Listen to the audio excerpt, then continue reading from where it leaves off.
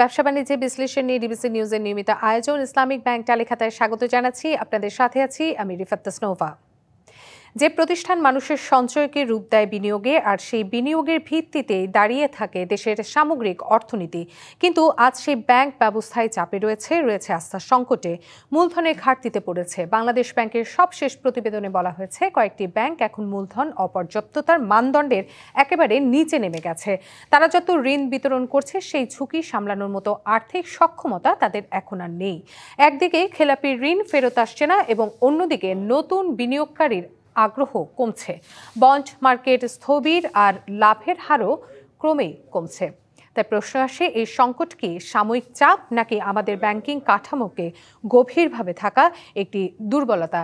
এসব নিয়ে আজকে আমাদের টালিখাতার বিষয় ব্যাংকের মূলধন সংকট কাটানোর উপায় কি আলোচনা করতে আজকে আমাদের সাথে অনলাইনে যুক্ত আছেন হোদাভাসী চৌধুরী অ্যান্ড কোং এর সিনিয়র পার্টনার এবং আইসিএবি এর সাবেক সভাপতি এএফ নেসারউদ্দিন এবং ব্যাংকার এবং আর্থিক খাত বিশ্লেষক রাহেল আহমেদ। আপনাদের দুজনকে স্বাগত জানাচ্ছি টালিখাতার আয়োজনে। আমি শুরুতেই একটু জনাব নেসারউদ্দিন আপনার কাছে যেতে চাচ্ছি। শুনছিলেন অনেক কথাই বলছিলাম শুরুর দিকে, আপনার মতে কি যে বর্তমান ব্যাংকিং যে সংকট রয়েছে এটাকে আসলেই মূলধনের ঘাটতি নাকি গভীরভাবে এখানে নীতি এবং ব্যবস্থাপনার যে সংকট রয়েছে সেটিও একটি অন্যতম কারণ? আপনাকে অসংখ্য ধন্যবাদ এবং আপনার মাধ্যমে যারা শুনছেন এই অনুষ্ঠান দেখছেন তাদেরকে ধন্যবাদ।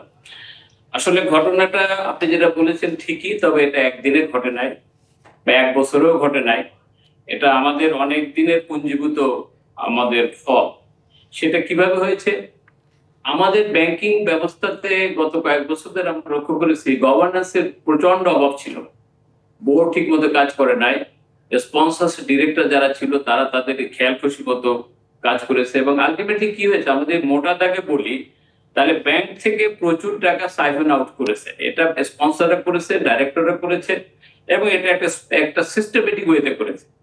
দ্বিতীয়ত হলো যে আমাদের গত 2 বছরে আমাদের ফরেন কারেন্সি রিজার্ভ একটু কম থাকাতে, আমাদের ডলার ক্রাইসিস থাকাতে আমাদের ব্যবসায়ীরা ভালোভাবে ব্যবসা করতে পারে নাই, প্রোডাকশন করতে পারে নাই, এক্সপোর্ট করতে পারে নাই, লোকাল মার্কেটও আপনার পণ্য দিতে পারে নাই।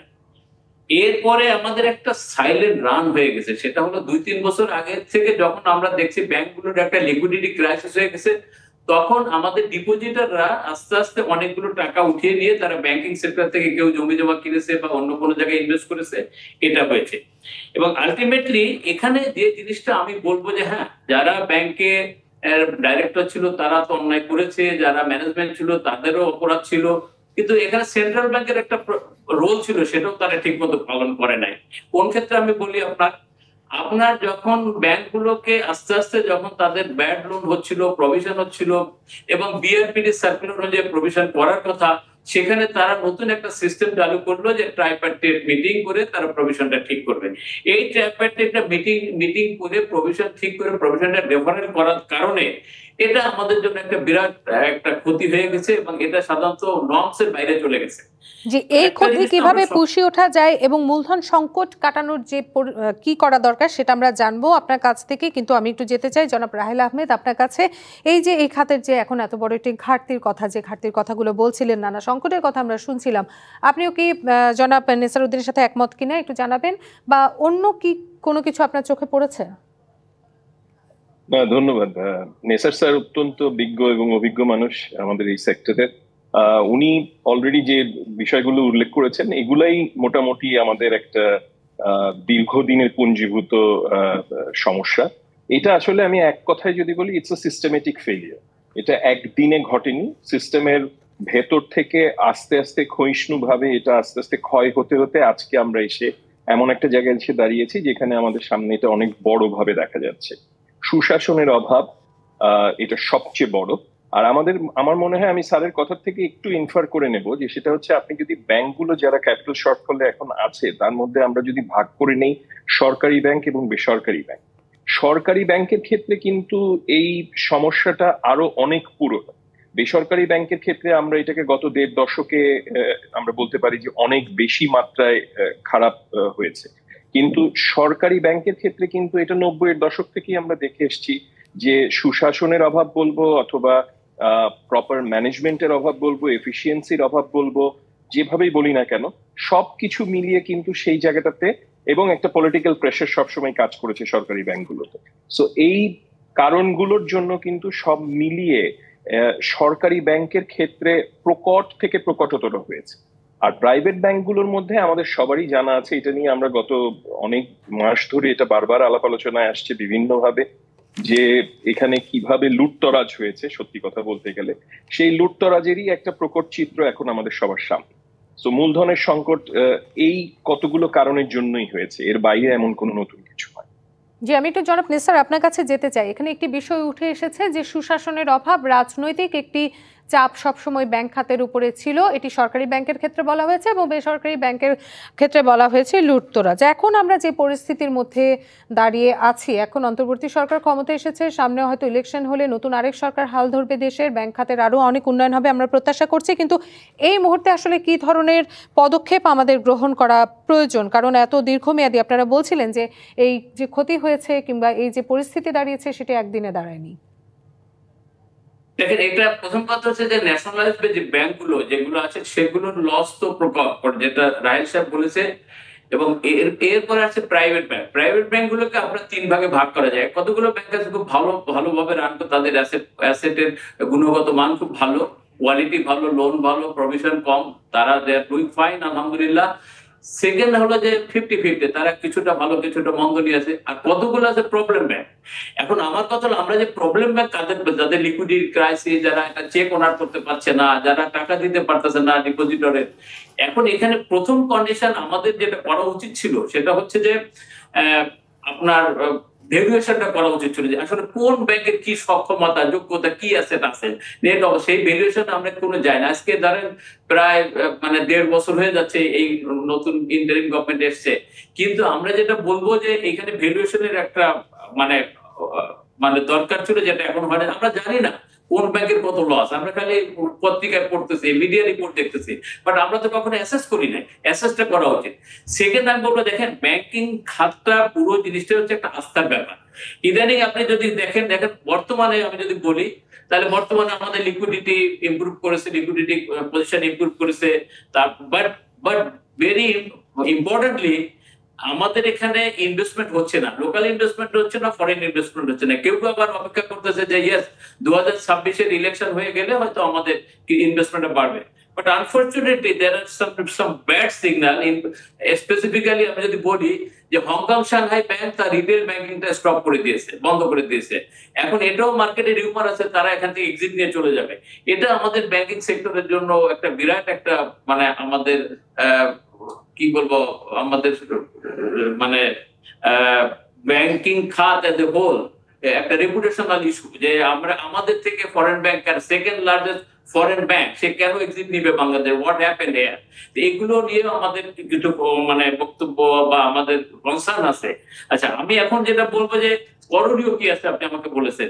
দেখেন, করণীয় হচ্ছে যে আমরা যতটুকু জানি যে সেন্ট্রাল ব্যাংক একটা রিস্ট্রাকচারিং করার জন্য 5টা ব্যাংকে মার্জ করার জন্য করেছে, 5টা প্রবলেম ব্যাংক এবং 5টা ইসলামিক ব্যাংক নামে আছে, এবং নতুন নাম শুনছি যে নাম হবে ইউনাইটেড ইসলামিক ব্যাংক, বলছে সম্মিলিত Islamic bank. But whatever the name you give, all are problem bank. Ultimately আপনার এই প্রবলেম ব্যাংকগুলোর অ্যাসেট কোয়ালিটি খারাপ, এবং আলটিমেটলি এগুলো কোম্পানিগুলো খুব বেশি। তবে ভালো কিছু দিক এখানে আছে। ভালো দিক কি, যে এখানে আমাদের বাংলাদেশ ব্যাংকের ব্যাংকিং সিস্টেম অনুযায়ী আমরা যখন ওদের ফাইন্যান্সিয়াল স্টেটমেন্টে যাই, কিছু আছে স্পেসিফিক প্রভিশন তাদের অলরেডি করা আছে, কিছু জেনারেল প্রভিশন করা আছে, কিছু আবার আপনার ইন্টারেস্ট সাসপেন্সে আছে। এই জিনিসগুলো কনসিডার করলে এবং তার সিকিউরিটি ভ্যালু কনসিডার করলে ultimately yes there will be impact, but impact অনেকটা কমবে এই জিনিসগুলো যখন কনসিডার করা হবে। এখন আমরা প্রথমে দেখতে চাই যে রিস্ট্রাকচারিং এর যে স্কিমটা করা হচ্ছে, স্কিমটা কি, হোয়াট ইজ দ্যাট। এই স্কিমটা দেখলে আমরা বলতে পারবো যে হ্যাঁ এইটা ভালো দিকে যাচ্ছে না খারাপ দিকে যাচ্ছে।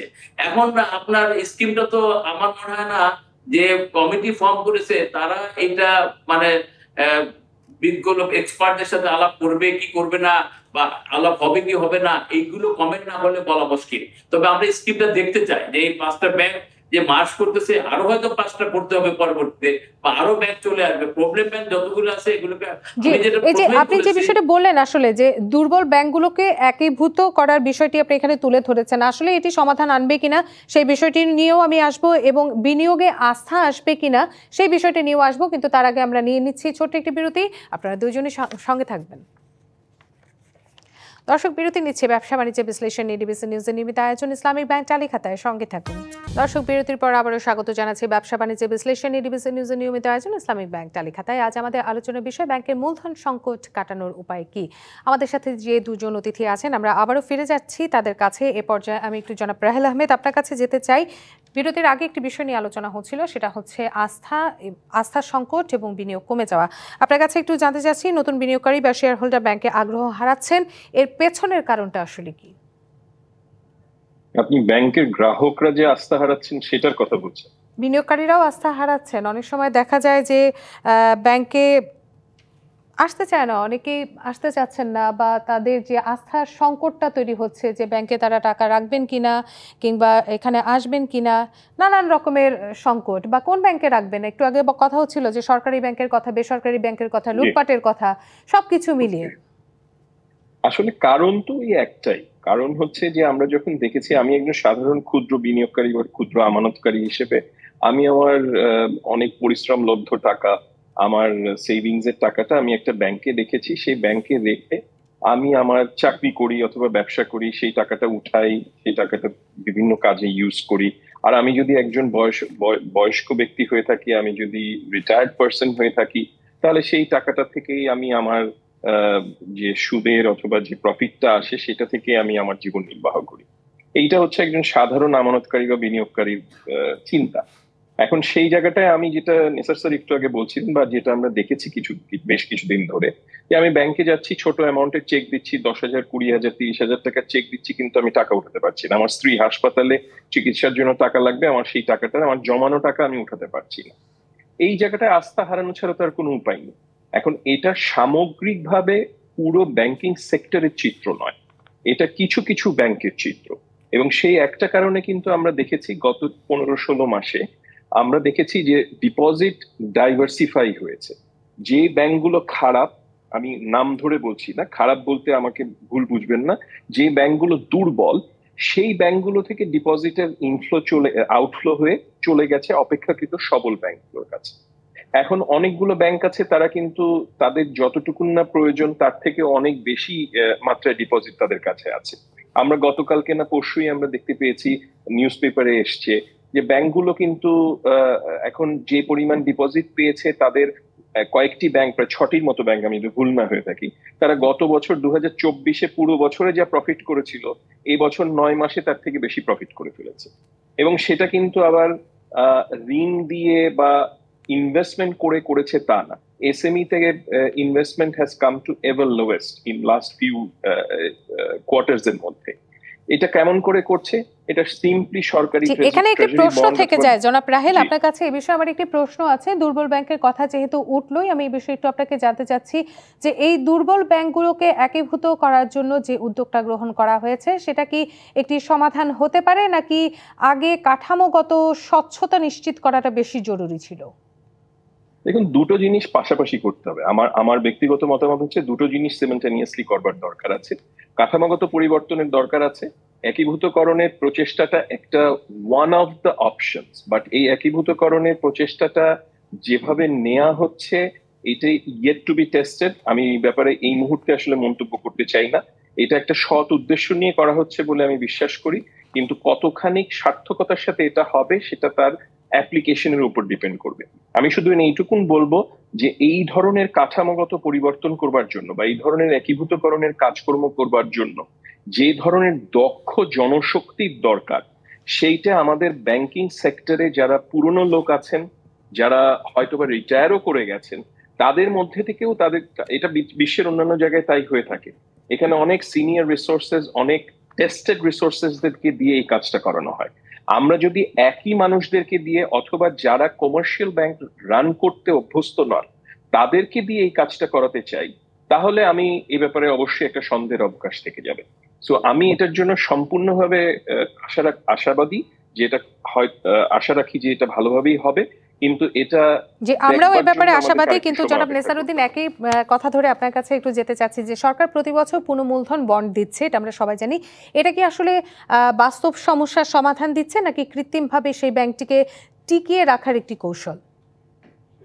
দেখেন, সবই তো দুর্বল ব্যাংক। আপনি দুর্বল ব্যাংকগুলোকে একত্রিত করলে সবই তো দুর্বলতাটাই থাকলো। এখানে তো নতুন স্ট্রেংথ বাড়ার কোনো কারণ নাই। আপনার এখানে অ্যাসেট কোয়ালিটি যেটা আসবে সেটা খুবই খারাপ। এখন এটার আমরা যেটা বলছি যে রাহেল সাহেব যেটা বললেন যে আমরা রিকনস্ট্রাকশন স্কিমটা দেখতে চাই, ওখানে কি আসতেছে, কিভাবে তারা রিকনস্ট্রাকশন করতেছে। তবে আমরা যদি একটা জিনিস আমরা বলতে পারি যে সাধারণত ডিপোজিটরের এখন এখন আপনাকে দুটো জায়গায় যেতে হবে। আমরা জানি না মানে বর্তমানে যারা রিকনস্ট্রাকশন নিয়ে চিন্তা করছে তারা এই ব্যাপারে আই এম শিওর তারা হয়তো চিন্তা ভাবনা করবে। প্রথম কথা হচ্ছে যে যারা টাকা সাইফেন আউট করেছে মানে সিস্টেমেটিক ওয়েতে, তাদের ক্যাপিটালটা কি হবে? তাদের ক্যাপিটাল রেখে আপনি তাদের ক্যাপিটালটাকে ইনট্যাক্ট রেখে আপনি কোনো রিস্ক ট্রান্সফারে গেলে সেটা খুব ভালো ফল আসবে না। প্রথম কথাকে তাদের ভ্যালুয়েশন করে ডেফিনেটলি ভ্যালুয়েশন একটা নেগেটিভ ফিগার আসবে। তাদের ক্যাপিটালটাকে লক করে দিতে হবে। লক করে দেওয়ার পরে একটা অপশন থাকতে পারে যে মানে লিকুইডিটি ম্যানেজমেন্ট করার জন্য যারা ডিপোজিটর আছে তাদেরকে একটা অপশন দিতে পারে যে ঠিক আছে, তোমার ডিপোজিট থেকে তুমি ইচ্ছা করলে কিছু টাকা শেয়ারে কনভার্ট করতে পারো, মানে ক্যাপিটালটা রিস্ট্রাকচারিং। এই restructuring of capital is very very important. এখন সেই রিস্ট্রাকচারিংটা কিভাবে হচ্ছে? তাহলে যদি পুরনো যারা মনে করেন 500 কোটি বা 1000 কোটি টাকা ক্যাপিটাল ছিল, ওই 1000 কোটি টাকা যদি এখন শূন্যতে নেমে আসছে, প্লাস মাইনাস হয়ে গেছে, minus is receivable from them, আর যদি আমার শূন্যতে আমি লক করে দেই আর ডিপোজিটর থেকে যদি আমি আরো 1000 কোটি টাকা রেজ করে বা 2000 কোটি টাকা রেজ করে আমি ক্যাপিটালটাকে বিল্ড আপ করি, তাহলে আমার একটা প্রেসার কমবে। এটা একটা বড় জিনিস। তাহলে সেক্ষেত্রে আজকের আলোচনায় যদি আমি একটু এখানে বলি জনাব নেসারউদ্দিন, তাহলে মূলধন সংকট যেটা রয়েছে সেটি কাটানোর জন্য সবচেয়ে বেশি যদি পদক্ষেপ গ্রহণ করার কথা বলা হয়, 3টি পদক্ষেপের মধ্যে আপনি কোনটাকে বেছে দেবেন? এখানে কি ব্যাংক মার্জের সমাধান হতে পারে, গভর্নেন্স রিফর্ম হতে পারে, নাকি কঠোর এনপিএল ম্যানেজমেন্ট হতে পারে? না, এখানে আপনার পয়েন্টগুলো খুব ইম্পর্টেন্ট। প্রথম কথা হলো আমাকে ক্যাপিটালটাকে রিস্ট্রাকচারিং করতে হবে। দ্বিতীয় কথা হচ্ছে যে আপনার লিকুইডিটি পজিশনটাকে ইমপ্রুভ করতে হবে। কারণ আমাকে যদি মানে ব্যাংক যদি তার একটা চেক অনার করতে না পারে, ডিপোজিটের রাস্তা না থাকে, ওই ব্যাংক কখনো গ্রো করতে পারে না। আর আপনি প্রভিশনের কথা বললেন, প্রভিশন নিয়ে আমরা একটা চাপের মধ্যে আছি। ইন্টারন্যাশনাল স্ট্যান্ডার্ড অনুযায়ী IFRS 9 ইমপ্লিমেন্ট করতে হয়। IFRS 9 is very very stringent. আমরা বিআরপিডি অনুযায়ী প্রভিশন করি। এখন যদি আমি IFRS 9 ইমপ্লিমেন্ট করতে যাই তাহলে প্রভিশনের মাত্রা অনেক বেড়ে যাবে। তবে হ্যাঁ, IFRS 9 এর কতগুলো সুবিধা আছে। জনাব নেসারউদ্দিন এবং জনাব রাহেল আহমেদ, আমাদের আজকে এখানেই শেষ করতে হচ্ছে। ডিজিটালাইজেশন করা হচ্ছে ব্যাংক খাতে। আশা করছি ব্যাংক খাতের আরো বেশি উন্নতি হবে। আপনাদের দুজনকে অসংখ্য ধন্যবাদ। দর্শক, শেষ করছি ব্যবসা বাণিজ্যের বিশ্লেষণ নিয়ে ডিবিসি নিউজের নিয়মিত আয়োজন ইসলামিক ব্যাংক টালিখাতা। এতক্ষণ সঙ্গে থাকার জন্য সবাইকে ধন্যবাদ।